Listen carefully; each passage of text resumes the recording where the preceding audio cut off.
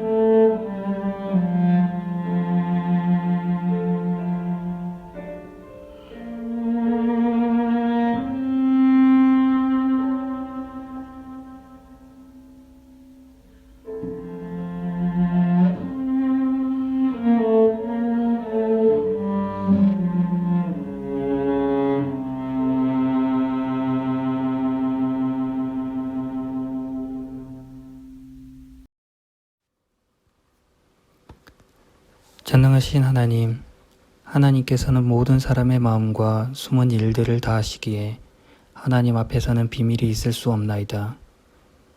이 시간 주의 성령으로 우리의 마음과 생각을 깨끗게 하시사 우리로 하여금 주님을 온전히 사랑하고 주님의 거룩하신 이름을 존귀케 하도록 인도하여 주옵소서. 우리 주 예수 그리스도의 이름으로 기도합니다. 아멘.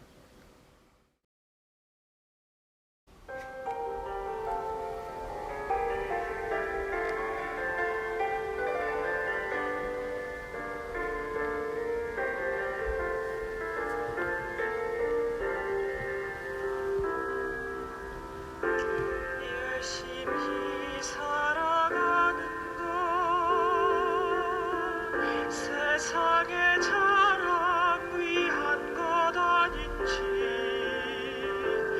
나의 생각과 마음이 나의 자랑에 있진 않은지 내 소망 내 신앙이 나를 위한 것 아니길 원합니다. 날마다 내가 죽고 날마다 나를 버리길 원합니다.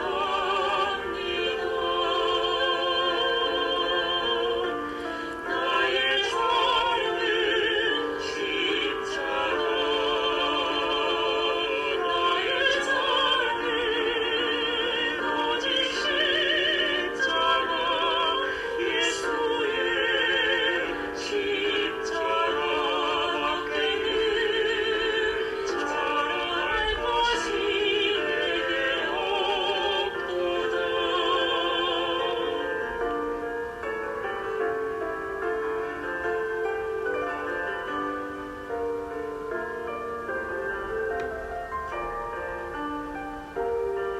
내 소망 내 신앙이 나를 위한 것 아니길 원합니다. 날마다 내가 죽고 날마다 나를 버리길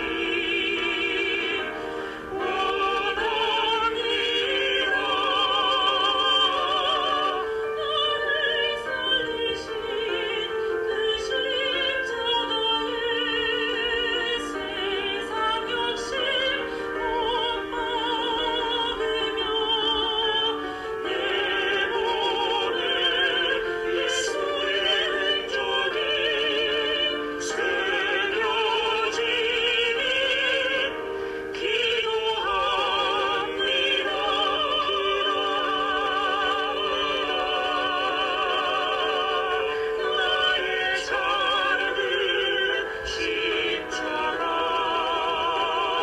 나의 삶은 오직 십자가 예수의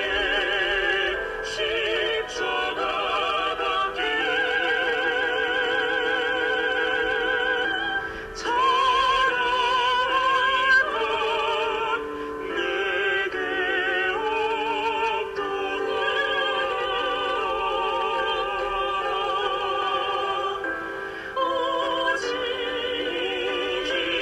오직 십자가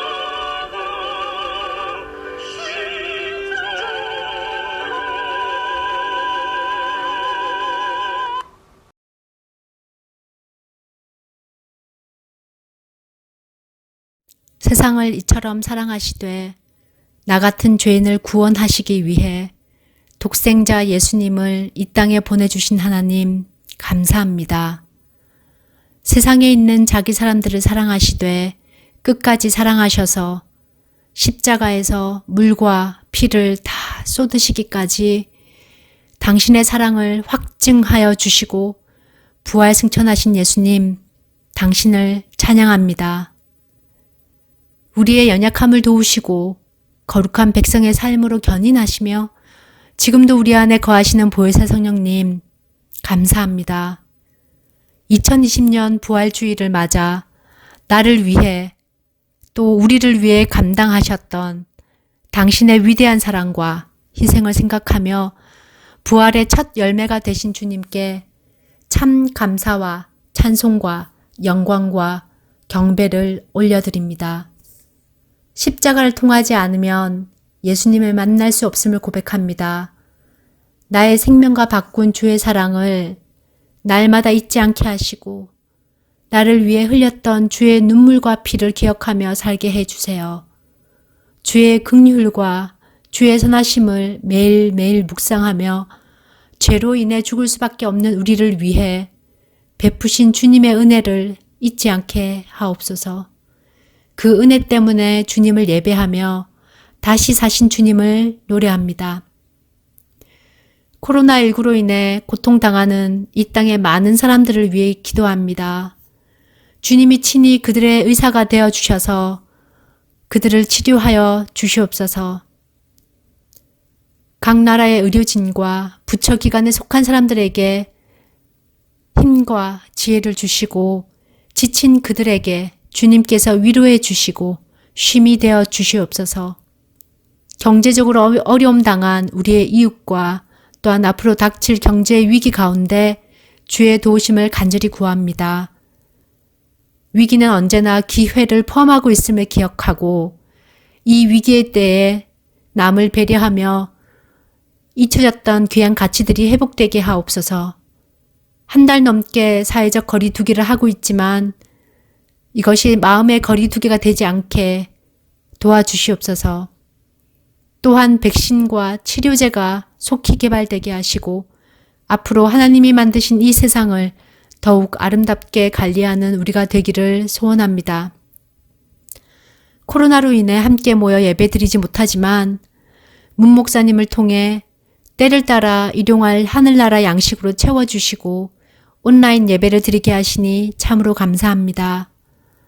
어려운 시기에 이사나 서류를 준비하는 과정 가운데 주님 함께 해주시고 건강으로 지켜주시고 주께서 예비하신 만남과 사역과 삶을 이곳에서 시작하시기에 부족함 없게 하옵소서.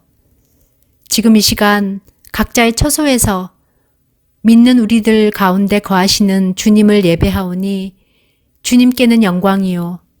우리에게는 부활의 주님을 만나는 시간, 우리 안에 부활의 산 소망을 주신 주님의 기쁨으로 채우는 시간 되게 하여 주시옵소서. 오늘 선포되는 말씀 가운데 진리의 성령께서 역사하셔서 나에게 말씀하시는 주의 음성을 듣게 하여 주시옵소서. 우리가 함께 모여 예배드리며 사랑의 교제를 나누게 될 주의 날을 속히 회복시키실 것을 믿고 당신께 감사드립니다. 길이요, 진리요, 생명 되신 다시 오실 예수 그리스도 이름으로 기도합니다. 아멘.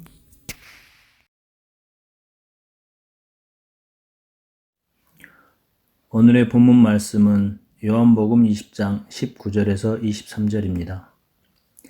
이날 곧 안식 후 첫날 저녁 때에 제자들이 유대인들을 두려워하여 모인 곳의 문들을 닫았더니 예수께서 오사 가운데 서서 이르시되 너희에게 평강이 있을지어다. 이 말씀을 하시고 손과 옆구리를 보이시니 제자들이 주를 보고 기뻐하더라. 예수께서 또 이르시되 너희에게 평강이 있을지어다. 아버지께서 나를 보내신 것 같이 나도 너희를 보내노라. 이 말씀을 하시고 그들을 향하사 숨을 내쉬며 이르시되 성령을 받으라. 너희가 누구의 죄든지 사하면 사하여질 것이요 누구의 죄든지 그대로 두면 그대로 있으리라 하시니라. 아멘.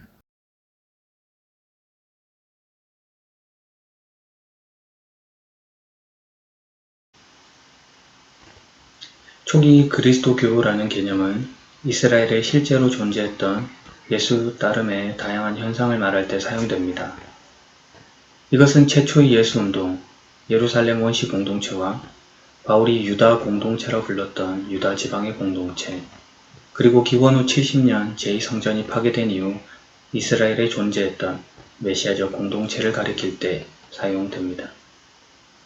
다른 한편으로는 로마 제국의 여러 도시에 거주하던 팔레스타인 외부의 그리스도 신앙 공동체, 특히 바울과 관련된 교회를 지칭할 때 쓰이기도 합니다.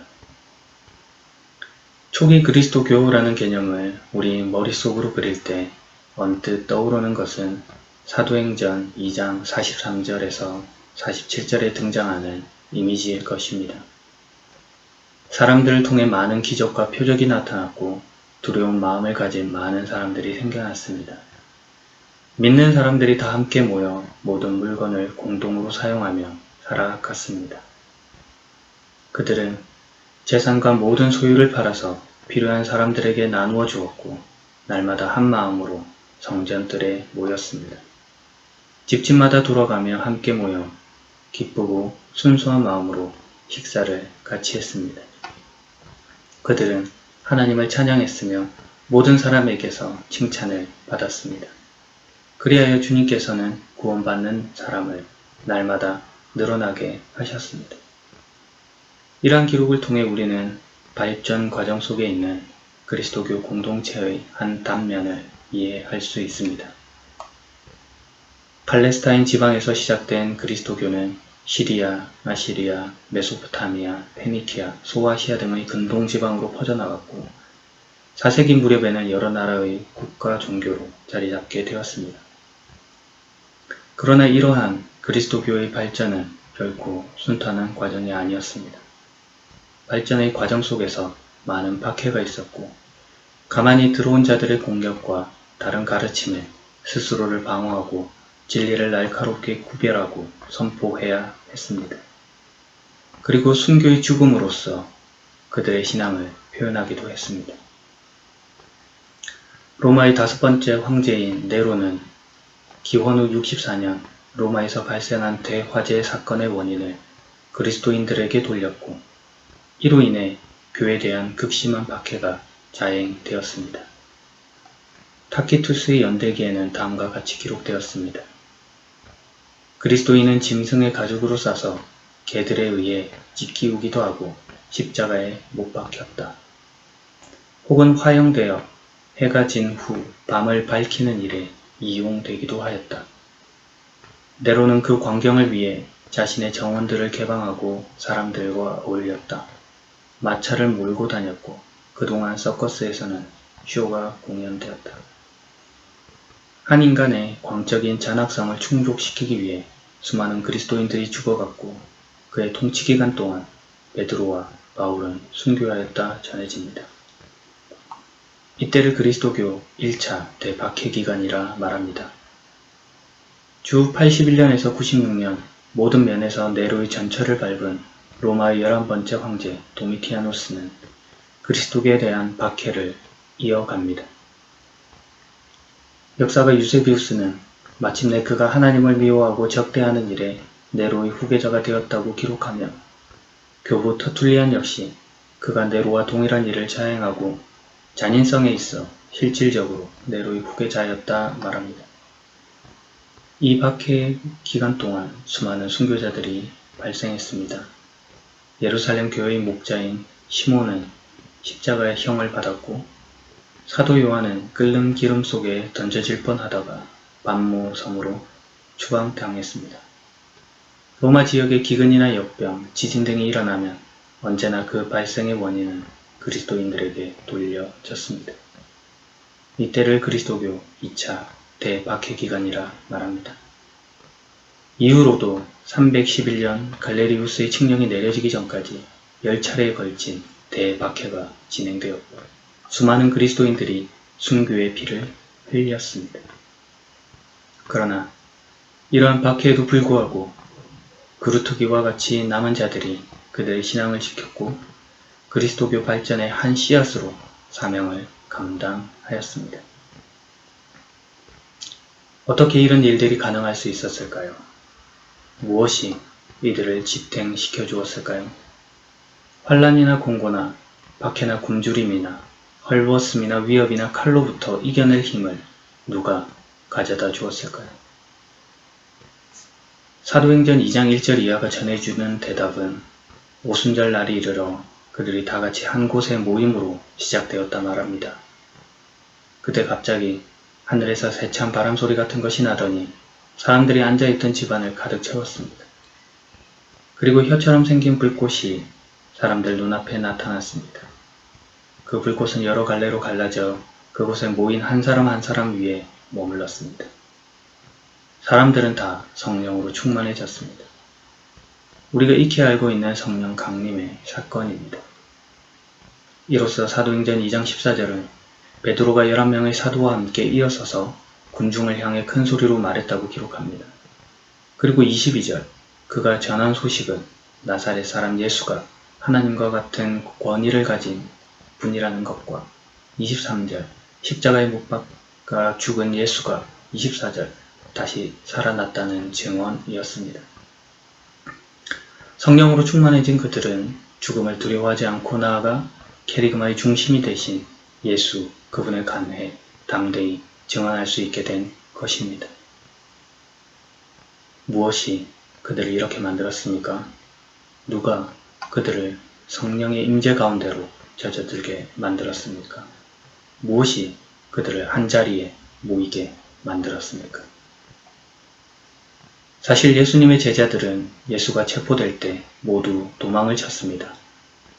한 청년이 벗은 몸에 뱃 혼이불을 두르고 예수를 따라가다 무리에게 잡힐 때 배 혼이불을 버리고 벗은 몸으로 도망치는 일도 있었습니다. 오직 소수의 여성 제자들만 용기를 내어 십자가형을 멀리서나마 지켜보았을 뿐입니다. 그들은 흩어졌고 숨었습니다. 그리고 오늘 본문은 제자들이 유대인들을 두려워하여 모인 곳에 문을 닫았더라, 새 번역으로는 문을 꼭 잠갔더라 라고 기록하고 있습니다. 제자들은 자신들에게 닥칠지 모를 위협을 걱정하며 겁에 질려 있었습니다. 그런 그들에게 예수님께서 찾아오셨습니다. 죽은 줄로만 알았던 예수님께서 모습을 드러내셨습니다. 그리고 그들 가운데 서서 말씀하셨습니다.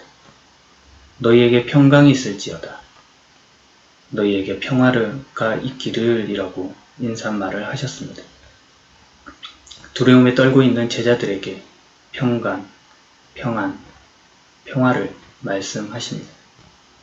요한복음 14장 24절은 예수께서 주시는 평강, 헬라어 원어로도 동일한 평안, 평화에 대해 말하고 있습니다. 나는 평화를 너희에게 남겨준다. 나는 내 평화를 너희에게 준다. 내가 너희에게 주는 평화는 세상이 주는 것과 같지 않다. 그러니 너희는 마음에 근심하지도 말고 두려워하지도 말라. 세상이 주는 것과 같지 않은 평강이 너희에게 있기를 이라고 말씀하고 있는 것입니다. 이 말씀을 하시고는 제자들에게 손과 옆구리를 보이시며 그가 십자가에 달렸던 예수, 그가 다시 살아난 예수, 곧 그 자신임을 알림으로 제자들을 안심시킵니다. 그리고 다시 한번 너희에게 평강, 평화가 있을지어다 라고 말씀하셨습니다. 이로써 그들 안에 뿌리내린 좌절과 낙담, 두려움으로부터 해방을 선포하십니다. 그런 후 요한복음에 자주 등장하는 보냄의 형식, 즉 보냄받은 자는 보낸 자와 동일한 권위, 가치를 가진다는 표현처럼 예수께서 제자들을 향해 보냄의 말씀을 건네시는 것입니다. 아버지께서 나를 보내신 것 같이 나도 너희를 보낸다. 이 말씀을 하시고 예수님은 그들을 향해 숨을 내쉬며 말씀하셨습니다. 성령을 받아라. 예수께서는 그의 영으로서 그의 숨으로 표현된 성령을 받으라 라고 명령하고 계신 것입니다. 이로써 그들은 요한복음 7장 39절과 16장 7절에 약속된 성령을 성취하게 됩니다. 그리하여 오순절 그들은 함께 모였고 예수의 말씀과 같이 성령을 받았습니다. 무엇이 그들을 한 곳에 모이게 했습니까? 누가 그들을 변화시켰습니까? 그들은 부활한 주님을 보았고 그분의 말씀을 들었습니다. 이로써 그들은 변화를 시도했고 변화했습니다. 주님의 현현, 명백하게 나타나심은 원시 초기 그리스도교 공동체의 시작이 되었습니다. 그들은 집단으로서 주님의 현현을 경험하였고 공동체 창설의 위임을 말할 때마다 이를 상기시켰습니다. 주님의 현현은 뒤이어 야고보와 바울에게서도 개별적으로 일어났으며 500명의 형제들 같은 대규모 집단에서도 현현의 체험들이 중요하게 다뤄졌습니다. 예수께서 살아있다는 확신은 처형장소 근방에 있던 빈 무덤의 존재와 연결되어 말해졌고 부활 현현의 빛에서 부활의 증거가 되었습니다. 이로써 예수 그리스도의 부활, 다시 살아나심은 초기 그리스도교에 중요한 의미를 가져다 준 사건이 된 것입니다. 또한 예수 그리스도의 부활로부터 촉발된 초기 그리스도교의 걸음은 유대교로부터 기독교를 분리시키는 근거를 제공했습니다. 초기 그리스도교 공동체는 예수께서 하나님 나라의 도래를 선포함으로 중심부로 가져다 놓은 한 분이신 유일신 하나님에 대한 근본적 신념을 예수로 대체시켰습니다. 찬양과 기도를 통해 그들은 예수를 하나님 우편에 계신 분으로 보좌에 등극시켰고 하나님 중심주의에서 그리스도 중심주의로 이동시켰습니다. 예수를 유대사회의 카리스마적 인물로 이해하는 방식에서 그를 신으로 이해하는 방식으로 전환이 일어난 것입니다. 이 모든 것이 부활하신 주님의 현현, 그의 나타나심을 통해 이루어진 것입니다. 이것은 단순히 한 인간이 죽음에서 되살아났다는 것을 의미하는 것이 아니라 하나님의 아들인 예수가 죽음을 이기고 되살아난 것으로서 스스로 하나님이자 인간임을 보여주는 것이며 나아가 그를 믿는 모든 자에게 구원이 됨을 보여주는 사건이었습니다. 예수께서 살아 활동하시던 때 제자들은 예수가 가진 카리스마로 인해 그가 하나님과 인간 사이에서 결정적 역할을 할 것이라 기대했습니다. 그러나 예수의 십자가 처형과 그의 무기력했던 마지막 모습을 통해 그들은 심각한 부조화에 빠지고 맙니다. 이런 그들에게 유한한 한계를 가진 인간이 오직 타인을 통해서만 간접적으로 경험할 수 있는 죽음을 실제적으로 극복하고 승리를 이루신 부활하신 예수님의 현현은 가장 강력한 설명으로 다가오게 된 것입니다. 카리스마와 십자가 사이의 부조화가 극복되었습니다. 신학자 칼바르트의 표현처럼 부활은 하나님의 실제적이고 새로운 행위였습니다. 인간의 시공간 속에서 객관적 내용을 지닌 세계의 내적인 실제적 사건으로 십자가 사건과 쌍벽을 이루는 하나님의 새로운 행위였던 것입니다. 이로써 역사적으로 증명 가능한 실제적 사건으로서 제자들의 믿음은 회복되었습니다.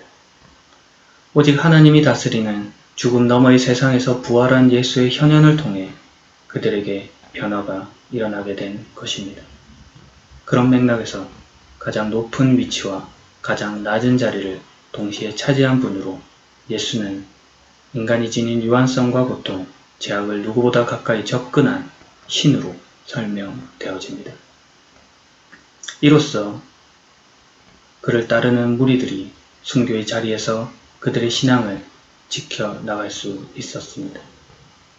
예수께서 그들의 근거, 원천이 된 것입니다. 그리고 오늘 본문 21절의 말씀, 하나님께서 예수를 보낸과 같은 보냄의 형식처럼 예수님께서 우리를 파송하고 계신 것입니다. 그리고 이 말씀이 역사 안에서 초기 그리스도교의 연장선에 있는 오늘의 우리에게도 동일하게 증거되고 있는 것입니다. 그러므로 우리는 두려운 문을 걸어 잠그고 있을 이유가 없습니다. 삶에 거리낌이 없는 것입니다. 세상이 줄 수 없는 평안, 구원이 우리에게 있는 것입니다.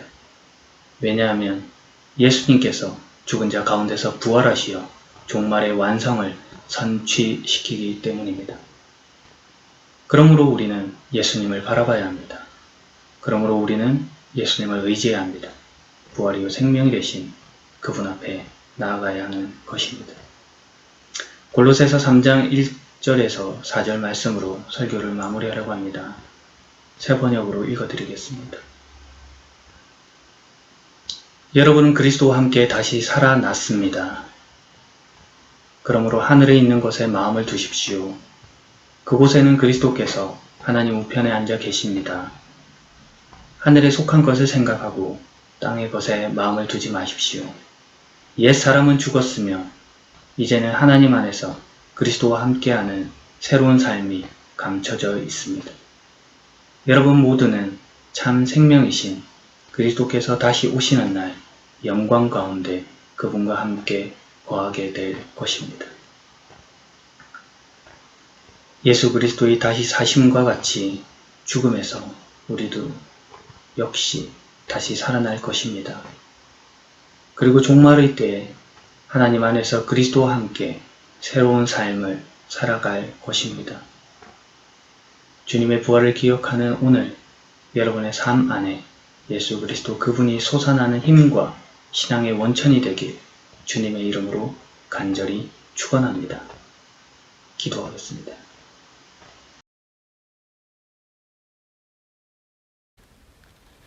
부활이요 생명이 되신 예수님, 주님께서 다시 살아나신 일이 없다면 우리의 믿음도 헛되고 우리는 여전히 죄 가운데 있을 것입니다.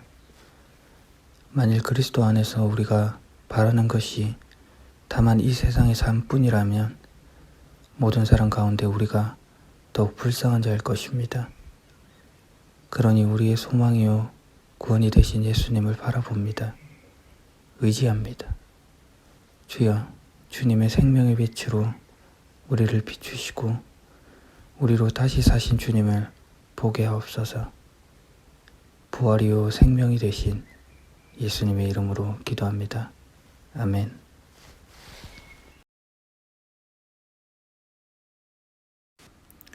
사도신경하심으로 우리의 신앙을 주님께 고백하겠습니다. 나는 전능하신 아버지 하나님, 천지의 창조주를 믿습니다. 나는 그의 유일하신 아들, 우리 주 예수 그리스도를 믿습니다. 그는 성령으로 잉태되어 동정녀 마리아에게서 나시고 본디오 빌라도에게 고난을 받아 십자가에 못 박혀 죽으시고 장사된 지 사흘 만에 죽은 자 가운데서 다시 살아나셨으며 하늘에 오르시어 전능하신 아버지 하나님 우편에 앉아 계시다가 거기로부터 살아있는 자와 죽은 자를 심판하러 오십니다. 나는 성령을 믿으며 거룩한 공교회와 성도의 규제와 죄를 용서받는 것과 몸의 부활과 영생을 믿습니다. 아멘.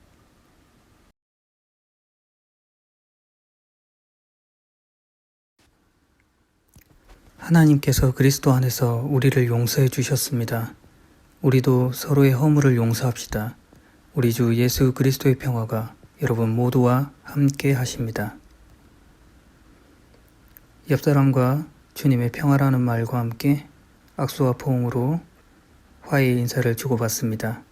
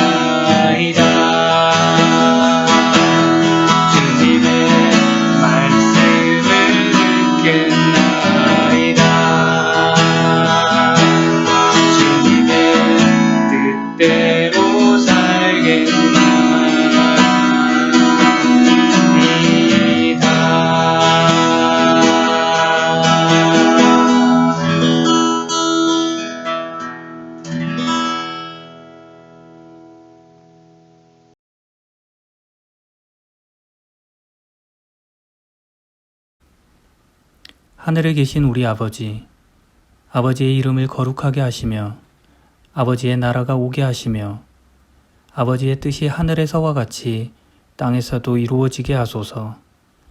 오늘 우리에게 일용할 양식을 주시고 우리가 우리에게 잘못한 사람을 용서하여 준 것 같이 우리 죄를 용서하여 주시고 우리를 시험에 빠지지 않게 하시고 악에서 구하소서.